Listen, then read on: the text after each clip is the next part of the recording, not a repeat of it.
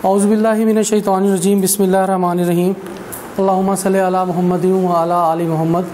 आज का जो हमारा टॉपिक है this is the life cycle of bacteriophage. Last time मैंने आपको बताया था कि बैक्टीरियोफेज जो है आप राइट कर सकते हैं डीएनए नॉन इन्वेलप्ड वायरस है। बैक्टीरियोफेज जो है वो डीएनए नॉन इन्वेलप्ड वायरस है। अगर मैं डायरेक्ट ही पहले बैक्टीरियोफेज की शेप बनाऊं तो ये हेक्सागोनल इन शेप है जिसके साथ एक एंड प्लेट मौजूद है और इस एंड प्लेट से 3 फाइबर्स टेल फाइबर यहाँ से और 3 टेल फाइबर्स इस जगह से अराइज होते हैं, यानी total 3 pairs of tail fibre हैं। Here this is the hexagonal shape जिसमें न्यूक्लिक एसिड मौजूद है। I will say that this is inner core और इनर कोर में मौजूद है न्यूक्लिक एसिड। अगर हम आउटर कोर की बात करें तो ये आउटर कोर है। इस आउटर कोर में कौन कौन सी चीज़ें आ जाती हैं? हेड आ जाता है, कॉलर आ जाता है, टेल फाइबर्स आ जाते हैं। ये सारे के सारे किसमें शामिल हैं? इसी तरह से एंड प्लेट आ जाती है। ये तमाम के तमाम आउटर कोर में शामिल हैं, इस एरिया में शामिल होते हैं। ये एंड प्लेट यहाँ पे आप राइट कर लेंगे कि मैंने आपको बताया था वायरस नॉन सेलुलर पार्टिकल्स होते हैं। अमूमन स्टूडेंट का क्वेश्चन यहाँ पे अराइज होता है जब मैं राइट कर रहा होता हूँ कि जी एंड प्लेट के पास लाइसोजाइम एंजाइम होती है। बच्चे कहते हैं आपने तो बताया था कि क्रिस्टल की फॉर्म में है, तो फिर ये एंजाइम कहाँ से आ गई? तो जब ये होस्ट की बॉडी के अंदर होते हैं तो होस्ट की बॉडी में ही जब ये अपना प्रोसेस कर रहे थे ये डिफरेंट प्रोटीन बना रहे होते हैं, जिसमें इंटीग्रेज प्रोटीन आ जाती है, जिसमें प्रोटीएज प्रोटीन आ जाती है, जिसमें लाइसोजाइम आ जाते हैं, और फिर ये स्टोरेज की फॉर्म में क्रिस्टल की फॉर्म में मौजूद रहते हैं, प्रिजर्व रहते हैं, यानी पहले से मौजूद थे क्रिस्टल की फॉर्म में। उसमें कोई भी चीज़ उसने खुद प्रोड्यूस नहीं की, जब वो होस्ट में था तब उसमें मौजूद था। इसे टेडपोल कहा जाता है और this is actually the T4 shape. आप जानते हैं T2, T3, T4 hexagonal shape होती है बैक्टीरियोफेज की। स्टूडेंट आपको याद होगा मैंने बताया था कि बैक्टीरियो का मतलब होता है बैक्टर, बैक्टर से निकला है बैक्टीरिया से, और फेज कहते हैं ईटर को। ऐसे वायरस जो बैक्टीरिया को डिस्ट्रॉय कर दें उसे बैक्टीरियोफेज कहा जाता है, और इसे 1970 में डी हेरले नाम के एक साइंटिस्ट ने नेम दिया था। वो ट्राउट एंड डी हेरले का येलो बॉक्स आपकी बुक में बना हुआ है। फर्दर देखिएगा जी, बैक्टीरियोफेज का life cycle comprises of 2 cycle, lytic cycle और उसके साथ साथ लाइसोजेनिक साइकिल। अब यहाँ ज़रा समझिएगा, मैं पहले टर्म की बात करूँगा। Lytic cycle, lytic mean lysis है। यहाँ पे आप देखिए वो लाइसिस कर रहा है, यानी डिस्ट्रॉय कर रहा है किसे? बैक्टीरिया को। But in case of the this term lyso, lyso का मतलब स्प्लिट है, डिस्ट्रॉय करना है। जीनिक क्या है? देखिएगा लाइसिस तो हो रही है, लेकिन कब होगी? जब ये जीनिक यानी इसके पास इंफॉर्मेशन मौजूद हैं, जब वो इंफॉर्मेशन आएंगी तब ये लाइसोजेनिक लाइसिस करेगा। और जब लाइसोजेनिक टर्न होगा लाइसिस में तो हम उसे लाइसोजेनिक नहीं कहेंगे, क्या बोलेंगे? लिटिक साइकिल बोलेंगे। अब देखें जो लिटिक साइकिल है इस हिसाब से, चूंकि ये लाइसिस कर रहा है तो हम कहेंगे ये विरुलेंट साइकिल है, ये इन्फेक्शियस है। और यहाँ पर ये नॉन विरुलेंट है क्योंकि ये लाइसिस नहीं कर रहा। नॉन इन्फेक्शियस है क्योंकि ये लाइसिस नहीं कर रहा, बैक्टीरिया को नहीं खा रहा। तो अगर रिलेशनशिप को देखें तो लिटिक साइकिल में जो रिलेशनशिप बनता है this is master and slave. ये आपकी ऑब्जेक्टिव है, लिख लीजिएगा।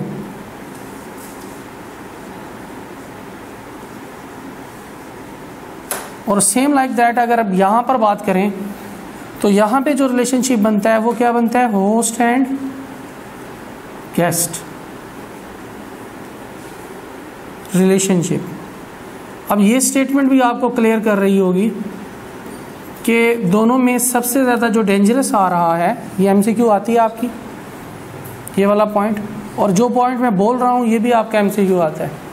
आपसे वो पूछ लेते हैं कि भाई लिटिक साइकिल ज़्यादा डेंजरस है या लाइसोजेनिक ज़्यादा डेंजरस है, आपने लिखना है लिटिक साइकिल क्या होगा, ज़्यादा डेंजरस होगा। अब इसमें देखिएगा फर्दर मोर हम लोग बात करते हैं लिटिक साइकिल की।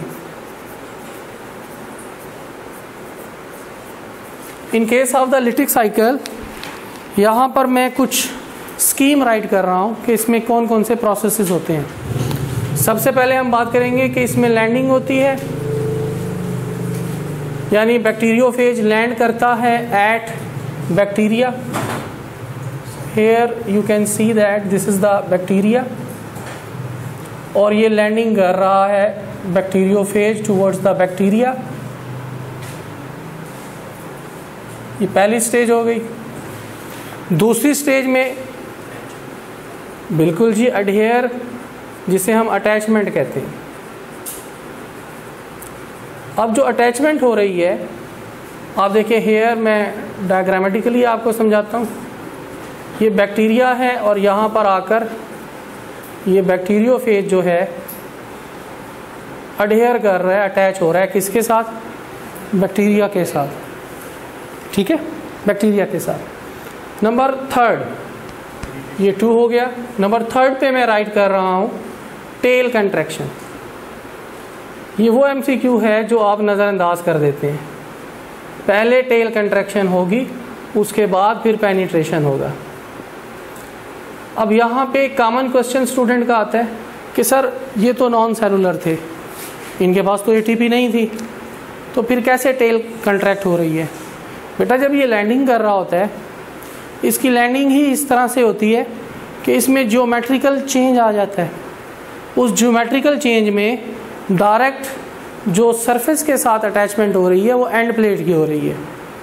अब बच्चे फिर क्वेश्चन कर देते हैं जी वो जो लैंडिंग कर रहा था उस दौरान वो लैंडिंग कैसे करता है। तो इस पॉइंट को राइट कर लें। हर सेल पे, चाहे वो बैक्टीरिया का सेल है या कोई भी सेल है, उनके ऊपर क्या मौजूद होते हैं, स्पेशल किस्म के ग्लाइकोप्रोटीन के बने हुए रिसेप्टर सेल्स मौजूद होते हैं।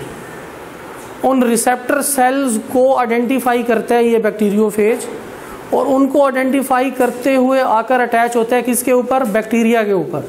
दोबारा रिपीट कर देता हूँ, आपका क्वेश्चन आता है कि जी बैक्टीरियोफेज के पास एटीपी नहीं है तो लैंडिंग कैसे कर रहा है। मैं ये कह रहा हूँ कि यहाँ पे जो रिसेप्टर सेल्स हैं और जो बैक्टीरियोफेज है उनके दरमियान अट्रैक्शन हो रही है, वो आकर अपने रिसेप्टर के साथ अटैच हो जाता है जो कि बैक्टीरिया की स्ट्रक्चर के ऊपर मौजूद है, उस पर वो अडहेयर हो गया। अब पेनिट्रेशन कैसे हो रही है, ये जो एंड प्लेट है वो डाइजेस्ट करेगी, डिसॉल्व करेगी इसके मेम्ब्रेन को।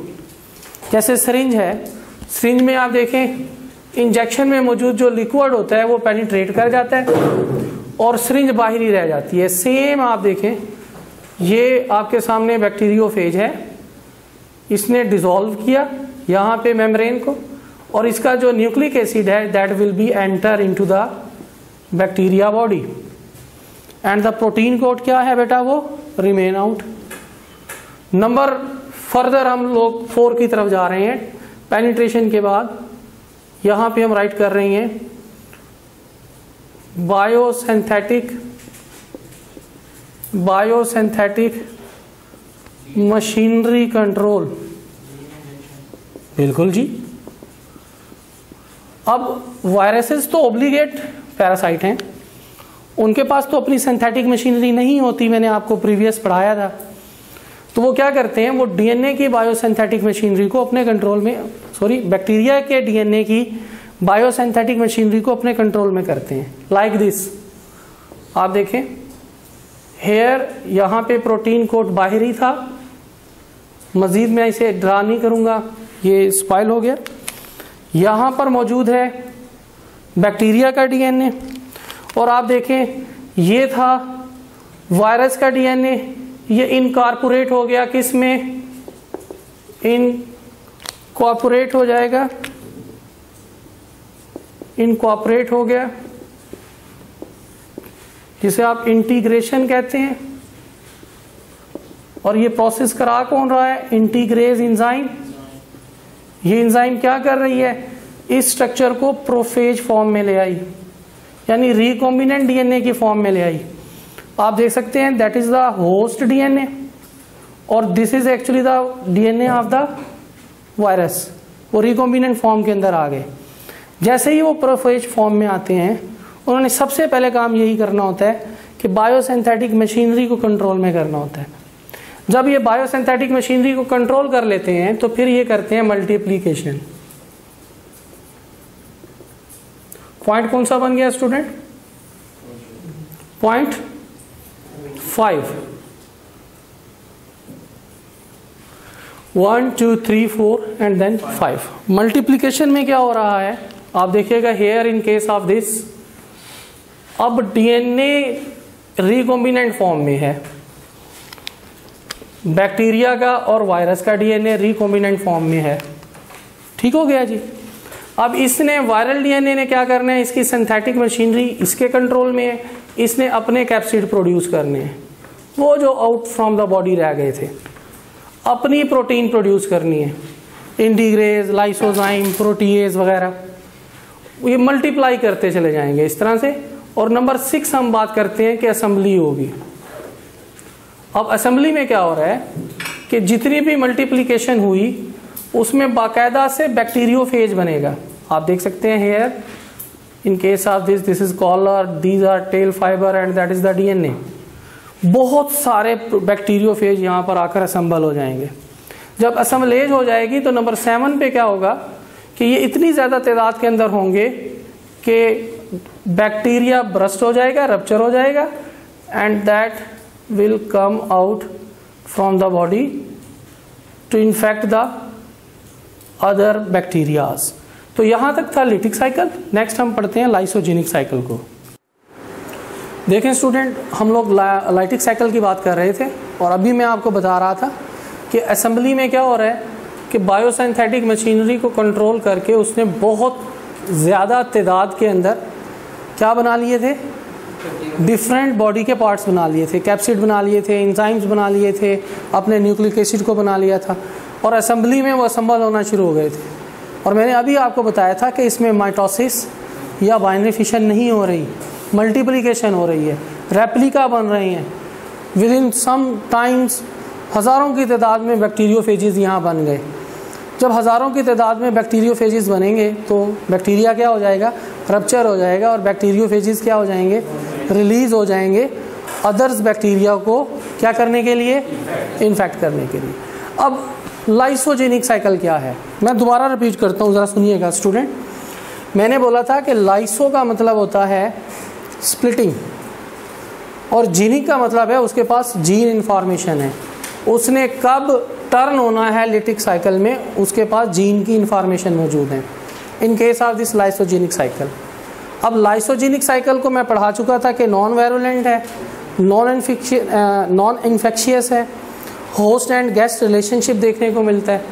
अब इसमें भी सेम स्टेप हैं, ज़रा सुनिएगा। इसमें भी बैक्टीरियोफेजेस अपने रिस्पेक्टिव रिसेप्टर साइट को ट्रेस कर लेती है और उसके साथ आकर अटैच हो जाती है। ये लैंडिंग हो गई और साथ में अटैचमेंट हो गई, पेनिट्रेशन हो गई। पेनिट्रेशन के बाद आप देखें यहाँ पर ये प्रोफेज बन गया। प्रोफेज बनने के बाद अब यहाँ गौर से बात को सुनिएगा, ये एक टेम्परेट फेज है। प्रोफेज वो बना लेकिन वो बायोसिंथेसिस को कंट्रोल नहीं कर रहा, स्लीपिंग फॉर्म के अंदर मौजूद है। अब आप देखें बैक्टीरिया तो विद इन मिनट्स हंड्रेड्स की तादाद के अंदर बाइनरी फिशन और माइटोसिस के ज़रिए डिवाइड होते हैं। अब बैक्टीरिया के अंदर डिवीजन हो रही है, ज़रा मुझे बताएं बैक्टीरिया का डीएनए के साथ किसका डीएनए अटैच था, वायरसेस का। तो इसका मतलब क्या हुआ कि जब वो अपने डीएनए का रेप्लिका कर रहा होगा तो वायरस के डीएनए को भी प्रोड्यूस कर रहा होगा। यानी जो जनरेशन प्रोड्यूस हो रही हैं, हर जनरेशन के पास जो डीएनए जा रहा है वो रिकॉम्बिनेंट फॉर्म में जा रहा है, बैक्टीरिया प्लस वायरस। लेकिन वायरस उसे इन्फेक्ट बल्कि क्या कर रहा है कि वायरस बैक्टीरिया को सपोर्ट कर रहा है, उसे हम ट्रांसडिक्शन में क्लियर करते हैं। ट्रांसडक्शन का वर्ड आपके लिए न्यू नहीं है, आप राइट कर लें फिर भी। The transfer of genetic material of bacteria, the transfer of genetic material of bacteria through virus, यानी वायरस जो है वो बैक्टीरिया में स्पॉन्टेनियस चेंज ला रहे हैं, म्यूटेशन ला रहे हैं। बैक्टीरिया क्या हो रहा है? मॉडिफाई हो रहा है। मुझे ज़रा आप बताएं, जब इसमें मॉडिफिकेशन होगी तो ऐसा बैक्टीरिया जिसके पास ऑलरेडी वायरस है उस पर क्या कोई दूसरे वायरस अटैक करेंगे? नहीं करेंगे, वो महफूज रह जाएगा। दूसरा, जब उसमें मॉडिफिकेशन आई तो बैक्टीरिया जिन्हें किल कर देती हैं एंटीबायोटिक्स, am I right? तो वो क्या हो जाएगा? एंटीबायोटिक रेजिस्टेंट हो जाएगा। क्यों? क्योंकि उसके पास जो डीएनए है वो ओनली बैक्टीरिया नहीं है, उसके पास वायरस भी है। अब आप देखें लाइसोजेनिक साइकिल में टेम्परेट फेज है, प्रोफेज है। वो लिटिक में कन्वर्ट कब होता है? जब अनफेवरेबल कंडीशन आती हैं, यानी कि एक्सटर्नल इन्वायरमेंट में जब चेंज आती है।